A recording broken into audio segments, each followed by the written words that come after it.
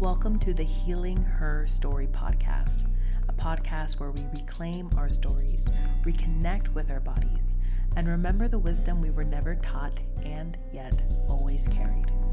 I'm your host, Riva Jean-Paul, a trauma-informed somatic practitioner, menstrual cycle coach, interdisciplinary artist, and guide for women walking the path of healing, awakening, and becoming. This show is for the woman who's tired of holding it all together, for the one who's done the talk therapy, read the books, and tried to meditate her way through the pain, and is now ready to go deeper. We live in a world that asks so much of women, a world that rewards our silence, praises our productivity, and shames our sensitivity. The systems we've been raised in were not built for our bodies, our rhythms, or our truth. But here, we do things differently. Together, we explore the cycles of the natural world and the menstrual cycle, the medicine of somatics, the power of creative expression, and the radical act of slowing down. Each episode is a journey through personal reflections, seasonal rhythms, expert conversations, and the deeper layers of what it means to heal from the inside out. Because healing isn't about fixing what's broken, because I do not believe you are broken. It's about remembering who you are and reconnecting with the wisdom and the healing intelligence that lives inside of you. I am so glad you are here. Let's begin. Fighting for the voice of the womb, diving to the depths of my womb, singing the truth of my womb, trusting the phases of the moon.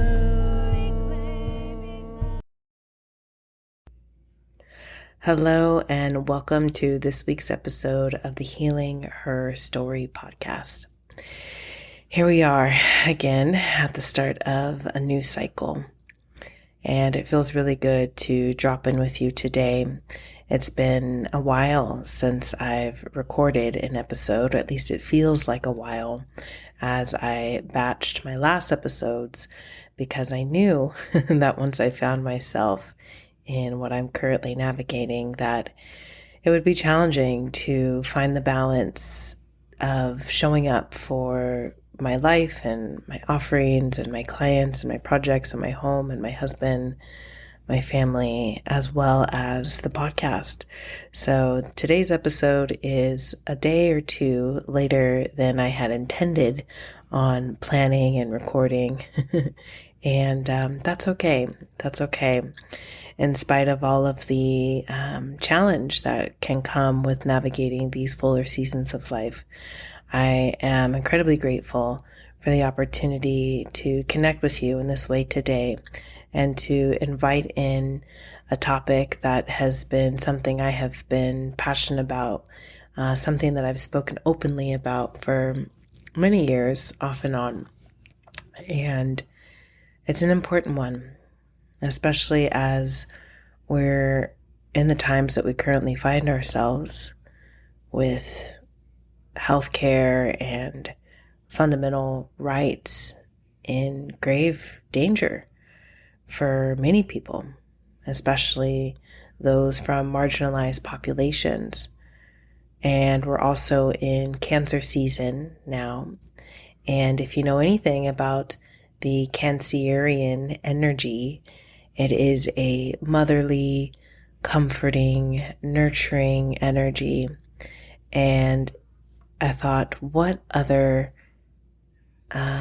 focus, what other perfect focus, what focus could be more perfect than the focus of care? And so for the next few episodes, for this cycle that we're moving through in the season of Cancer, we're going to be talking a lot about care, what care means, how our society feels about care, the layers and nuances of what it means to really care for ourselves, and some of the programs and the stories and the conditioning that we might have inside of ourselves that can sometimes prevent us from caring for ourselves. And sometimes it's easier to care for other people. And sometimes when we do that, it can be at the expense of ourselves. And so there's a lot there if you find yourself anywhere in that realm, whether you are a mother or a teacher or a nurse, or you take care of people in your family or in your community. Women are the world's caretakers, and there's something so beautiful about that. And there's also something so challenging and difficult about that as well. And we'll be talking a lot more about that today in our episode as we sink into this idea of care, and more specifically, sinking into the constructs and the values that our society has around care, or rather the lack of value that our society has for care. And I think it's important to name the oh my goodness, the ocean that we are all swimming in, the waters that we are swimming in. And so we'll be starting off with that today. And over the next few episodes, I'll be going more in depth into some of these other layers and nuances of care, as well as having an incredible guest for this cycle who, oh my goodness, I cannot wait for this conversation. And I'm really excited to share the conversation with you when the conversation has been had. So for now, let's get into today's discussion. Today's episode is titled Unpaid, Invisible, Undervalued, the Cost of Caring in a Patriarchal World. On June 27th of 2024, the National Partnership for Women and Families released a finding that Americans' unpaid care work, 2/3 of which is done by women, is valued more than $1 trillion a year. The analysis found that overall, each person spends an hour of 245 hours on caregiving annually. When valued at the low wages of paid care workforce, that equates to more than $1 trillion. $1 trillion. And that's at the low wages of paid care workforce, of the paid care workforce. For women, the value of unpaid care they provide is $643 billion. When we say women, when I say woman, I have to acknowledge that the word woman doesn't actually represent all women, because Black women, Asian women, trans women, Latino women, they're not actually all the same. While they may share the same gender identity, they do not share the same privilege. The analysis also showed that Asian women and Latinas spend more time than any other group providing unpaid care and support for family, friends, and loved ones. And this is at about an average of an hour a day. Altogether, Asian women provide 3.5 billion hours of unpaid care, while Latinas provide 8.4 billion. The total value of Asian women's unpaid care work is $55 billion annually, and the total value of Latinas' unpaid care work is $133 billion annually. Black women provide $4,250 in unpaid care per capita per year, totaling $80 billion annually. White women provide $4,540 in unpaid care per capita each year, totaling in $476 billion annually. You might be wondering, wow, okay, those are some big numbers. What does that all mean? Well, it shows that as a society, we do not value care. Jocelyn C. Fry, president of the National Partnership for Women's and Families, says this important data reveals exactly how much we undervalue care and demonstrates the enormous potential impact of compensating women for all of the unpaid caregiving they perform, even at the inadequate wage levels currently provided to members of the paid care workforce. Now, can you imagine if women were paid for all of that unpaid care? Billions of dollars into the hands and bank accounts of women. That would be life-changing. That would be societal changing. Catherine Gallagher Robbins, Senior Fellow at the National Partnership for Women and Families, says caregiving work, both paid and unpaid, has long been viewed as women's work. The gap between women's and men's unpaid caregiving reflects these gender stereotypes that harm everyone, both at home and at work, by increasing women's economic inequality and impacting men's ability to care for their loved ones. Caregiving is the most valuable industry in the world. It is essential to everyone's well-being. It includes looking after children, the elderly, and those with physical and mental illnesses and disabilities, as well as daily domestic work like cooking, cleaning, washing, mending, and fetching water and firewood. Without someone investing time, effort, and resources into these essential daily tasks, communities, workplaces, families, whole economies, schools, it would all grind to a halt. It would all grind to a halt. Across the world, care work is disproportionately falling on women and girls, especially women and girls living in poverty and from marginalized groups. While much of this work is done for free at home or in the community, women and girls working as cleaners or in care services like healthcare or childcare often do so for poverty wages. Our caregiving infrastructure is highly reliant on women, and not just because we often play the role of mother. However, across the globe, 42% of women cannot get jobs because they are responsible for all of the caregiving, and this is compared to just 6% of men. 80% of the world's 67 million domestic workers are women. And yet 90% of them don't have access to Social Security, and more than half of them have no limits on their weekly working hours.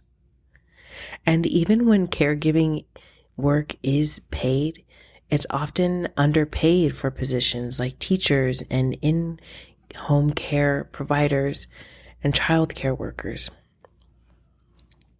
I remember when I was looking for some part-time work at the beginning of this year, I had an interview with a local nonprofit working with foster children. The position required home visits, evaluations, traveling in a rural area where homes are very spread out.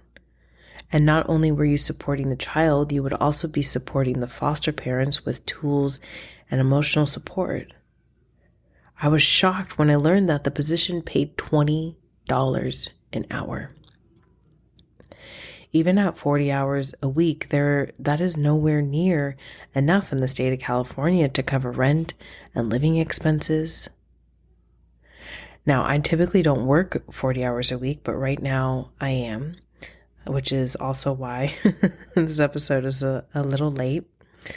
While I am doing work that is deeply fulfilling, working with children at a performing arts summer camp here where I live in Sacramento, California, with a nonprofit who I am just so honored and privileged to be able to work for.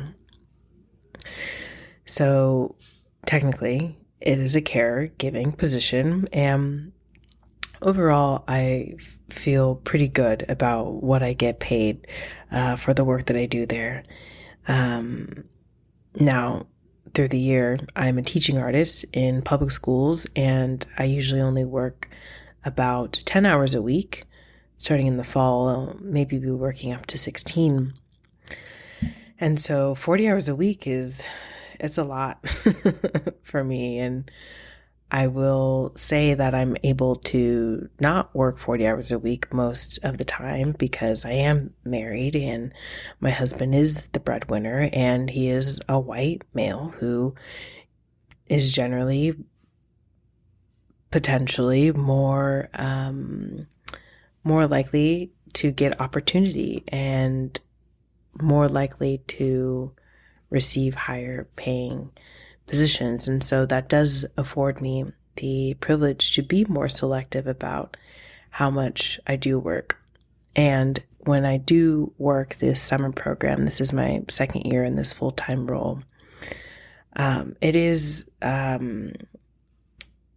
It's helpful for me to get a sense of what it really feels like to work 40 hours a week.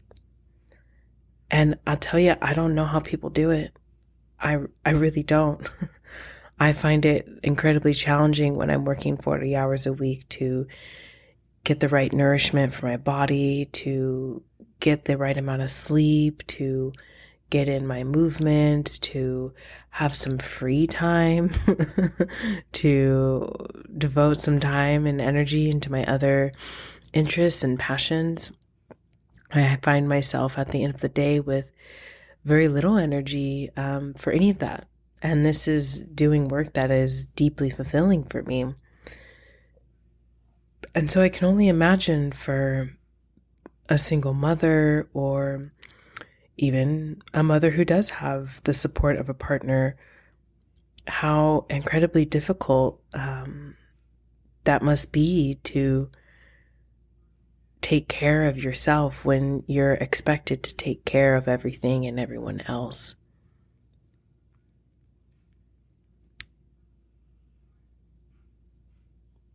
It's a lot.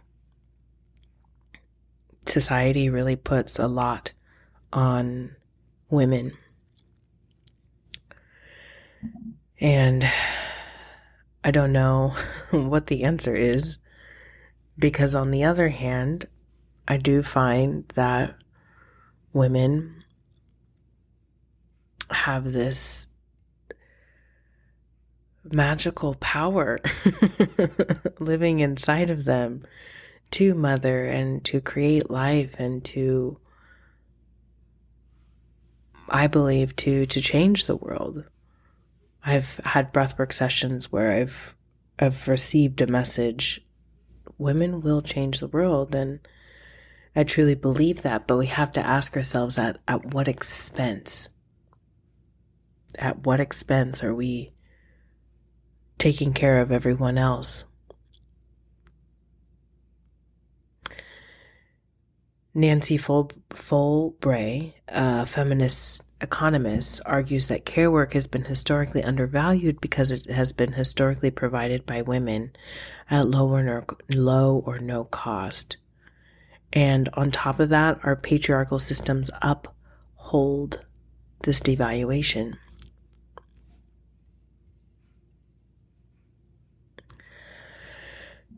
So just taking a moment here to pause and just let all of that land. And as we're dropping into this theme of care, I'll offer some reflection questions as you're digesting the things that have been shared. Do you see the caretaking work you do as valuable? Do you feel obligated to care for others at the expense of yourself? Do you find it easy to care for others and not so easy to care for yourself? Those are some reflection questions to maybe sit with this cycle as we continue this discussion around care. And for me, one of the biggest shifts of unraveling myself from the societal expectations and also honoring the mother in me that truly does want to care and help was embracing this idea of taking care of myself first, filling my cup first, and then taking care of my students, my clients, my family, my community, my home from that place. I used to literally leave myself at the bottom of the to-do list. Had everything else come before me. And as I continued with that, it only led to more distress and pain and suffering and burnout. And I couldn't tell you if there was a book that I read or a talk that I listened to. It was something that opened this idea up in me to take care of myself first. And it's made a huge difference in the way that I care for others. And with time and with practice, it has become easier to put myself at the top of my list. It's like when you're on a plane and they're giving you all of the safety procedures. They always say, put your oxygen mask on first. Because if you have your small child sitting next to you and you haven't taken the time to put your mask on, and then you pass out because you don't have oxygen, there's no one actually there to put the oxygen mask on for your child. And so while it seems counterintuitive, it's actually the biggest form of service that we can do for our families, for our children, for our communities, is to take care of ourselves first. Because when we've put on that oxygen mask, now we're getting air. And now we can help that little one sitting next to us. And that might look like what I did these past couple of days as I've been really trying to care for myself, as I have been caring so much for little ones over the last couple of weeks. Instead of pushing myself to get this episode done and release it on the day that I had planned for it to come out, I had to say no, I'm gonna wait. I'm gonna care for myself first. The podcast police are not going to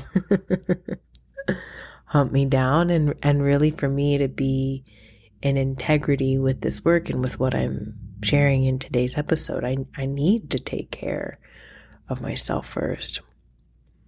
And so for me, that looked like taking some long walks over by the river. Haven't had time to get down to the river these past couple of weeks as much as I would like. That looked like taking a long bath, a yoga nidra nap, a snack, and just giving myself space to not be doing or working on something. And I actually tried to record this episode yesterday as I was kind of falling into that trap.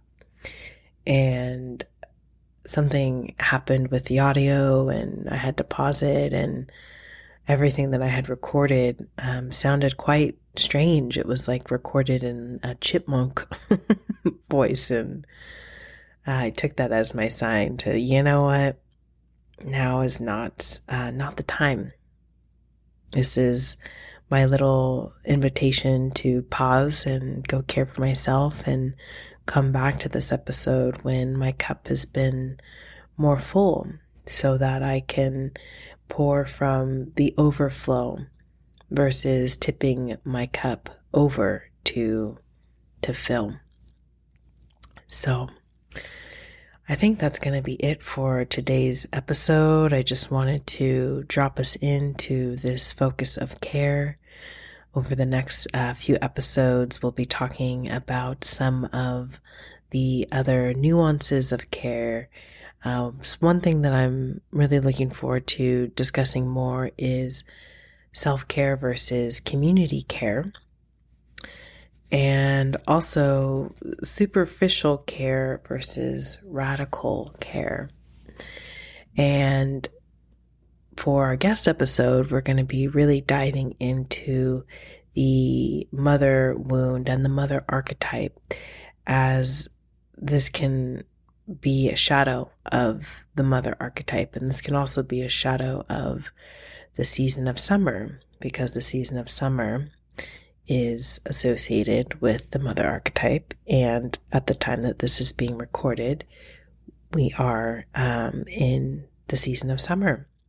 So it's interesting how all of these cycles weave in with each other and support one another, and can really support us to do this deep work of becoming and unlearning and relearning and remembering.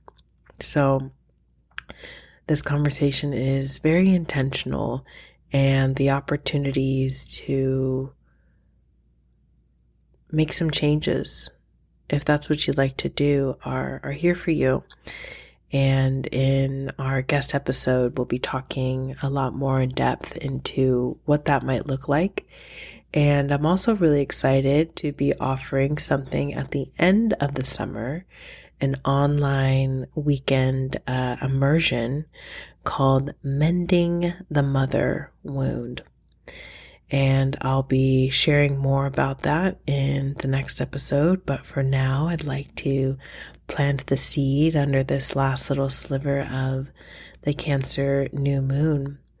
So for now, if you're interested, you can click the link in the show notes to learn a little bit more. And in Friday's episode this week, I promise it'll be out Friday. I've got a couple weeks off from summer camp. I'll be sharing more about the Mending the Mother Wound weekend immersion. So stay tuned for that. We'll also have our cycle check-in coming out tomorrow. I'm going to be recording that right now as soon as I'm done. And yeah, I'm really looking forward to diving into these topics with you over the next few weeks. So thanks for being here. Thanks so much for your presence and your time and your energy. I do not take this time for granted. It truly means a lot to me that you're here and that you're listening, and there's something in you that is calling you to this work. And I believe when we show up to do this work, we aren't just doing it for ourselves. Yes, we are doing it for ourselves, and we are doing it for our families, for our communities, because when we create that shift and that healing inside of ourselves, we can ripple that out into the world. And wow, do we really need it? We really need it. So thanks so much for being here and tuning in. I very much look forward to continuing this conversation in Friday's episode. Thanks so much for making it till the end of today's episode. Before you go, If this episode spoke to your heart, moved something in you, or offered a moment of clarity, or perhaps helped you to feel even just a little bit more seen or heard or understood, I invite you to please share this episode with a friend. Together, we create space for the feminine frequency to rise, not just in us as individuals, but in our families, in our communities, and ultimately in our collective. And this is how we do it, by sharing one story at a time, by having one conversation at a time, by taking one small step at a time. And if you're wanting to support the podcast even more, it truly helps to leave a 5-star rating and review. Your words help other women find this space, feel seen, and know that they're not alone on their healing journeys.